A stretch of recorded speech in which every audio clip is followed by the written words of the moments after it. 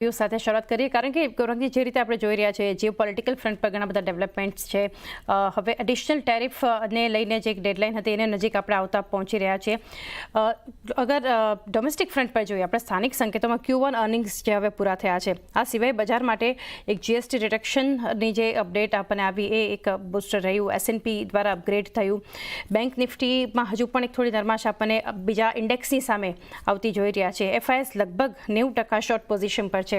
આ બધા સંકેતો વચ્ચે કઈ રીતે ભારતીય બજારને આપ જોઈ રહ્યા છો ગૌરંગજી? ઘણો આભાર ચાંદની.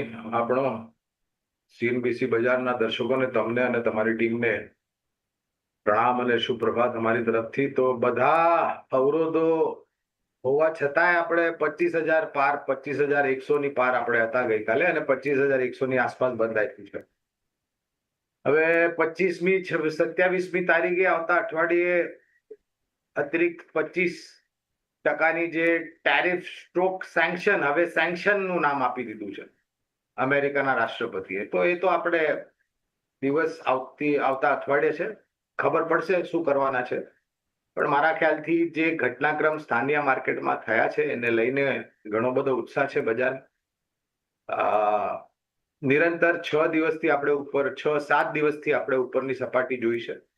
કદાચ આજે શુક્રવાર છે, અઠવાડિયાનો છેલ્લો દિવસ, તો કદાચ થોડી ઘણી, અને આપણે ગઈકાલે બી જોવા જાવ તો ઉપરની સપાટીથી થોડું ઘણું નીચે આવીને બંધ આપેલું. એટલે કે છેલ્લા કલાકમાં થોડી ઘણી નફો બાંધવા માટે જેવી લોકોએ ટૂંકા ગાળા માટે સોદા લખ્યા હશે, નફો બાંધવા આવ્યા. કદાચ આજે બી તમને એવું દેખાય. આવતા અઠવાડિયે 27મી ઓગસ્ટ ગણેશ ચતુર્થી છે. એ પર્વ પર બજાર બંધ રહેશે. ટૂંકું અઠવાડિયું છે. આવતા અઠવાડિયું માત્ર 4 દિવસ કામકાજ કરશું અને પછી આજે બુદ્ધિમાની જીવ અમેરિકામાં બેઠા છે રાષ્ટ્રપતિ, એમનો નિર્ણય, તો કદાચ થોડું દાયરાબંધ કારોબાર થાય. આપણા ત્યાં GMO ની બેઠક થયેલી, જે માનનીય વડાપ્રધાન સાહેબે સ્વતંત્રતા દિવસ પર લાલ કિલ્લાથી ઘોષણા કરેલી, એક નવા રૂપમાં, નવા અવતારમાં GST 2.0 નું ગઠન થશે. ગઈકાલે એવા સમાચાર હતા કે પહેલા સ્તર પર અનુમતિ બની ગઈ છે કે GSTમાં 2 માત્ર પ્રકાર હોવા જોઈએ.